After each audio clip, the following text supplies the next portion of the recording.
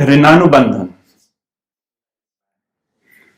You see, this is a concept actually from the scriptures which very little is spoken about on Rinanubandhan. But Shirdi Sai Baba has mentioned it a few times. And what he says that any relationship,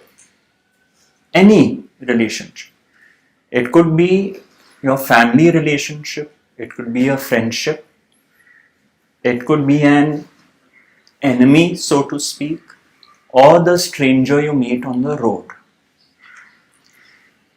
Any relationship in life is on account of Rnanubandhan, which is, you could call it a cosmic bond from the past. So in the Sai Satcharita, for example, there are stories where he had the ability to see this. Like one I remember was when some shepherd was, moving some sheep away, and he quickly ran and said he wanted to purchase two specific ones. I may not know the story exactly. And he chose the two and he paid a very high price for them. So his devotees said, "What are you doing? They are not even worth that much. Why are you buying it?" And he said, "I'm compelled to." And then he explained to his devotees that he recognized them from a previous time when they were with him and they were together as a couple in that birth. And he said the Rina was so strong that he got pulled to them when he saw them, and he wanted them to be with him for some time before he set them off on their own way. So he said, "Have I truly paid a high price for this?" See, Ramana Maharshi has said Sai Baba was the absolute. And there were these very strange experiences around him. Like another one was when there was a lizard which had become very frisky.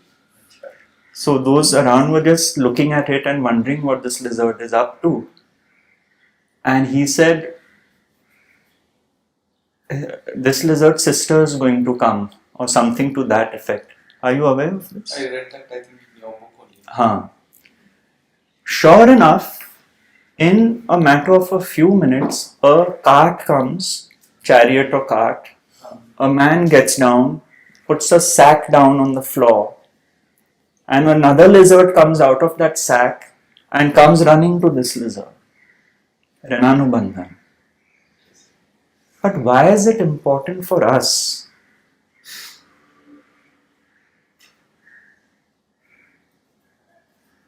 Because it shows us that whoever comes across our path, we are meant to meet. The universe has engineered it that way.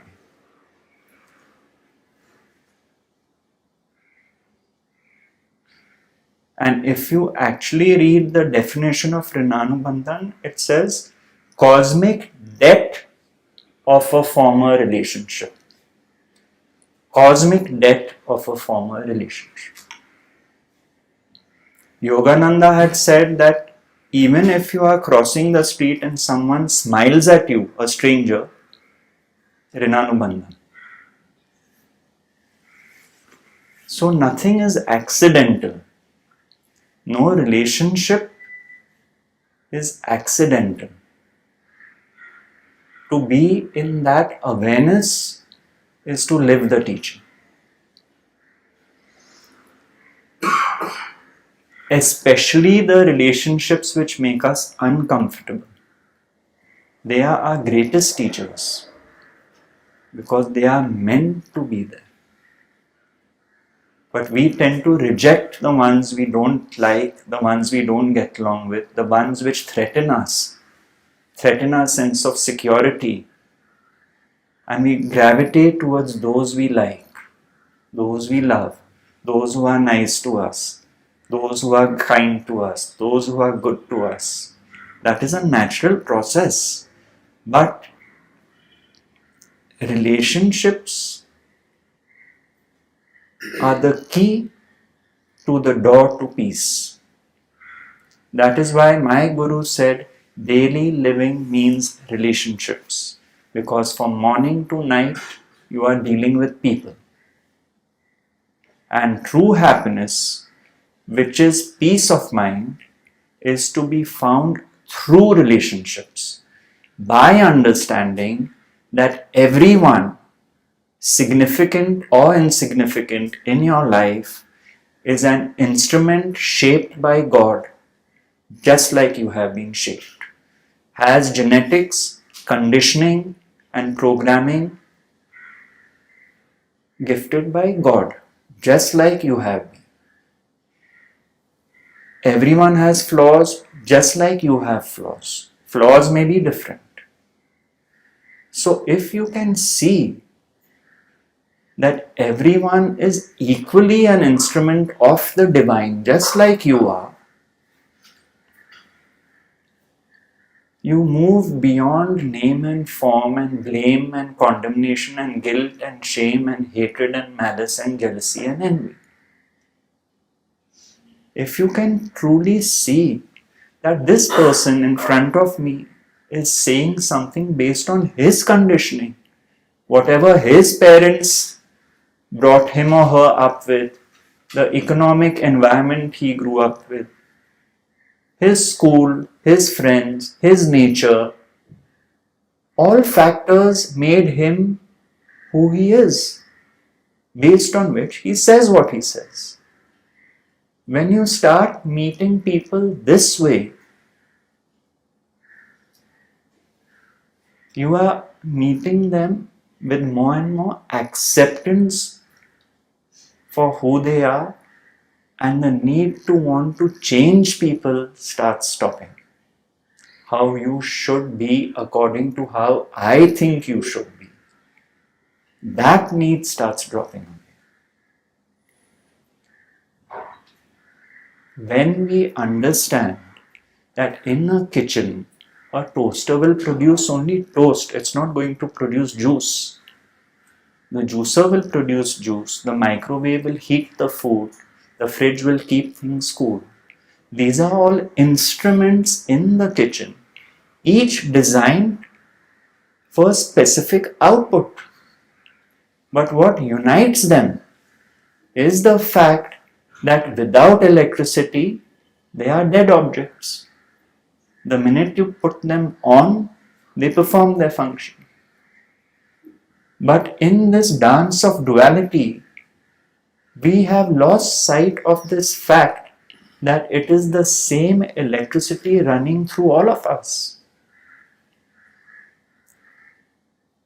And we are looking at each other as separate instruments, doing something.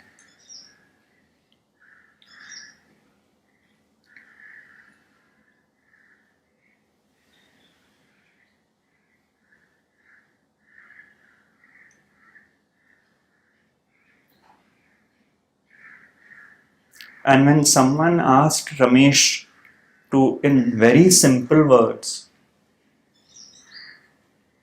say, what does it mean by having harmonious relationships? I want to know. And his reply was to be comfortable with oneself and to be comfortable with others, is harmony in relationships. That's all.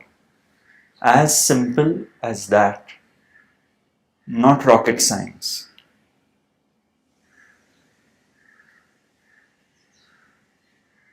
But the simple things are hard to live by.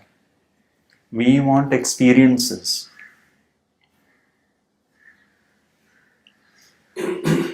We want to judge our spiritual progress by the experiences we have, by the lights and colors that we see. But meanwhile, our daily living is a mess. Our mind is not at peace.